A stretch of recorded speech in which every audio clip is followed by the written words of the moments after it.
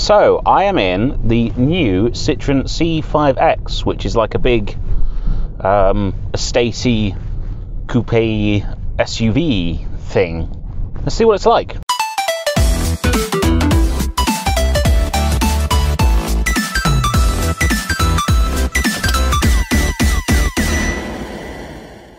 So yes, new C5 X. X is important, so it's not like a straight replacement for the old C5 Saloon / Estate. This is kind of, it's a hybrid of a bunch of different things. It's got sort of some old Audi Allroad / Volvo XC70 vibes. It's like lifted, slightly cladded, but then I'm sitting low in the car. It's got estate style proportions, but then with a sort of swoopy coupe fastback thing going on right at the back, so it's like sort of an estate, sort of a big coupe hatchback thing.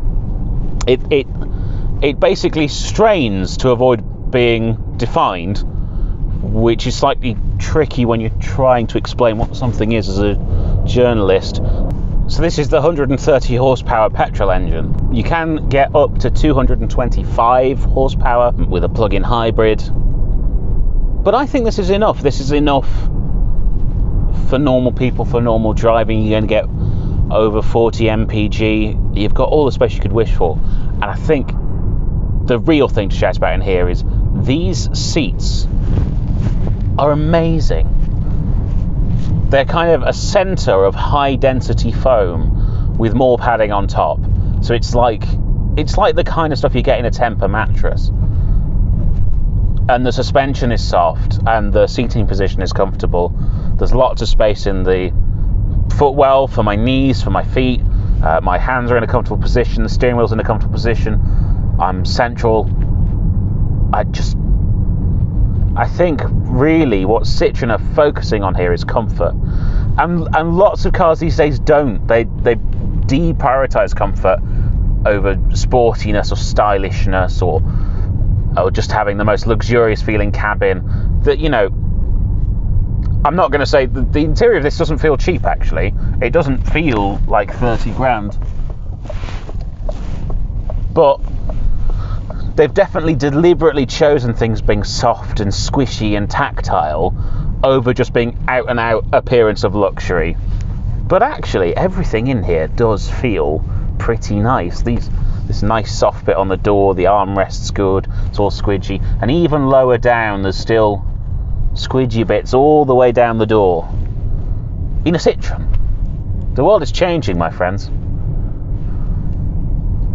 This is not a C4 Cactus. This is something else entirely.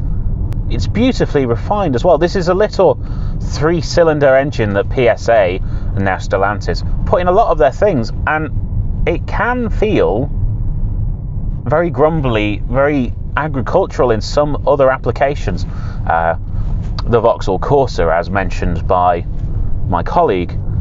But in here, they've done a lot of work, and I'm not getting any vibrations through the pedal or the steering wheel, and I can't really hear it.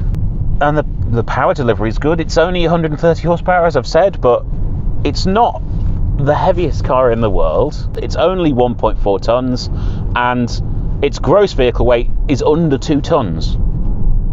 So 130 horsepower is enough. 0 to 60 in around 10 seconds, which is fast enough for modern traffic. I love the sound of those indicators. Right, put my foot down a bit.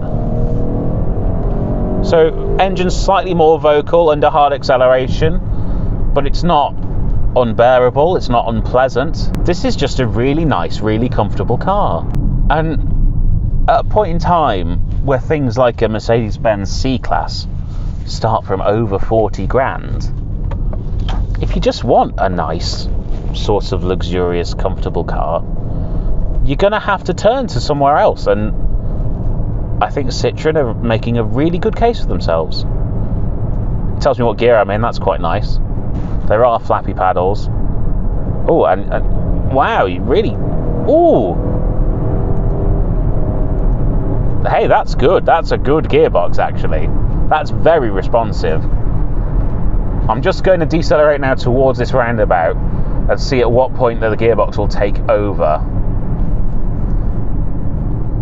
40, 30, 35, 25. We're still in 5th. Now we're down in 4th. So it will take over eventually, but it's still got me in manual mode. Now it's back into auto. So if I hold it,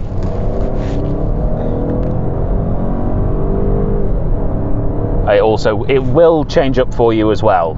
So there's quite a bit of body roll. There's quite a bit of pitch and lean under hard acceleration, hard braking. But all of this is because this car's comfortable. It's supposed to be comfortable. That's the point. That's what it's for. And I commend Citroen for that, to be honest, because no one's going to buy a Citroen, but certainly a large Citroen, on the basis it's sporty, which is where a lot of the other things are going. The Peugeot 508 itself offers a sporty image, a sporty drive, and there's a high performance version with over 300 horsepower. This is on the same platform, and it's just not even trying to do that. That's not the point. It's also front wheel drive only. Even in the hybrid variants, it's only front wheel drive. Again, another indication this is a comfortable car. That's the point. How does it hang on in a corner?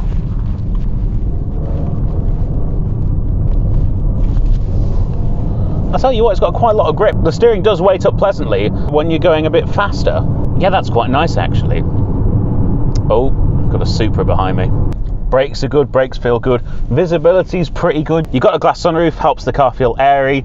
You've got a decent sized glass house. And interestingly, part of those C-pillars that look solid from the outside are made of glass. So that helps reduce your blind spots.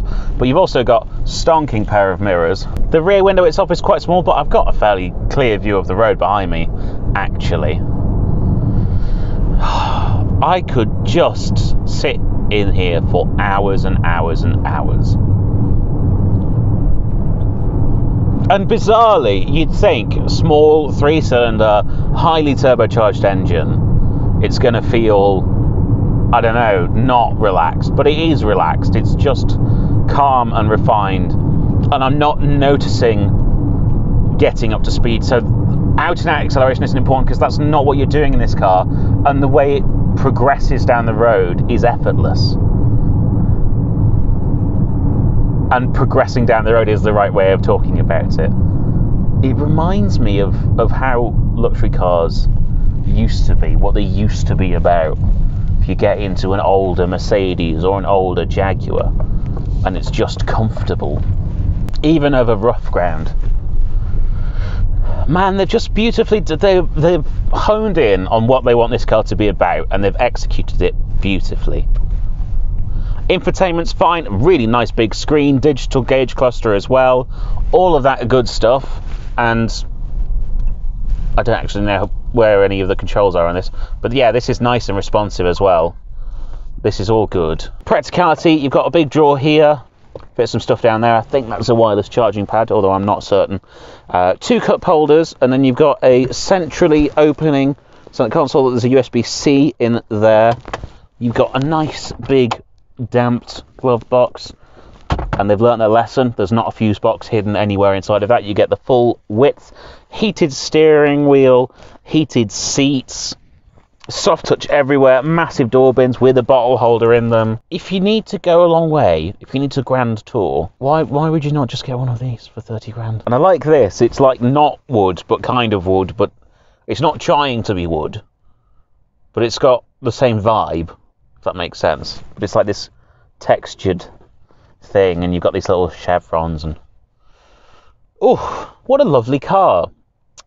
Well, thank you so much for watching, everyone. Please remember to like, comment, and most importantly, subscribe. Go down to our description and you'll find all of our social media. You can also support us. We've got a merch store, we've got a Patreon, or you can become a channel member if you'd like to support us that way.